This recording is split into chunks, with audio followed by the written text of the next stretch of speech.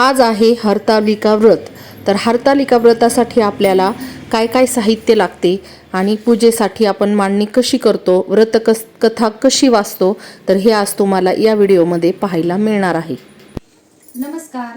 तर आज आहे हरतालिकेचं व्रत. तर या व्रतामध्ये आपल्याला पूजेमध्ये काय काय साहित्याची गरज असते ते आज मी तुम्हाला दाखवते. तर आपल्याला 5 प्रकारची फळं लागतात. तर या ठिकाणी बघा मी केळी, त्यानंतर मोसंबी, पेरू, सफरचंद, अंजीर आणि सीताफळ अशी फळं घेतलेली आहेत.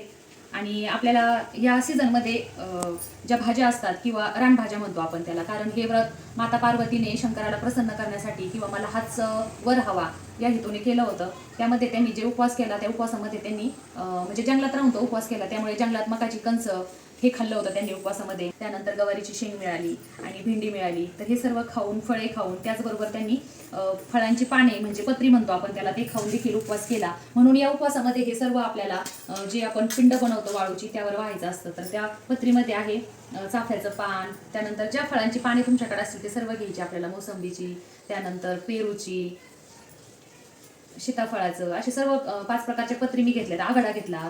तर हे सर्व मी पूजेसाठी घेतलेलं आहे. त्यानंतर आपल्याला सगळ्यात महत्त्वाचं म्हणजे बेलपत्र लागेल. तर बेलपत्र देखील मी घेतले. त्यानंतर दुर्वा आणि आघाडा घेतला आणि काही फुलं घेतलेली आहेत.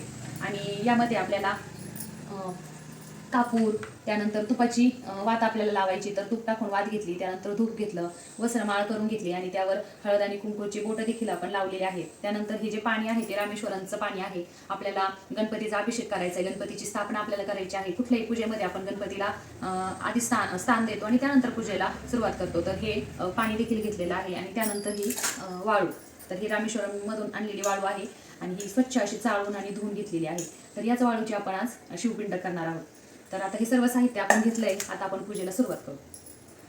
तर ही आपली आहे शिवपिंड, त्यानंतर हे सती आणि पार्वती, त्यानंतर हे आहेत आपले 5 गण आणि प्रत्येक शिवपिंडाच्या समोर आपल्याला नंदी पाहिजेच. तर ह्या इथे नंदी म्हणून देखील आपण ओम नमः शिवाय, ओम नमः शिवाय. तर मैत्रिणींनो, आपण मांडणी करून आणि छान अशी भगवान शंकराची पूजा करून घेतलेली आहे. वालुकामय पिंड बनवून आणि छान असं व्रत केलंय. तर आता आपण वाचूया हरतालिका कथा. एके दिवशी शंकर पार्वती कैलास पर्वतावर बसली होती. पार्वतीने शंकराला विचारलं, महाराज, सर्व व्रतात चांगलं असं व्रत कोणतं? श्रम थोडे आणि फळ पुष्कळ असं एखादं व्रत असाल तर मला सांगा. मी कोणत्या पुण्याईने आपल्या पदरी पडले हेही मला सांगा. तेव्हा शंकर म्हणाले, जसा नक्षत्रात चंद्रश्रेष्ठ, ग्रहात सूर्यश्रेष्ठ, 4 गणात ब्राह्मण श्रेष्ठ, दैवात विष्णू श्रेष्ठ, नद्यात गंगा श्रेष्ठ, त्याप्रमाणे हरितालिका हे व्रत सर्व व्रतांमध्ये श्रेष्ठ.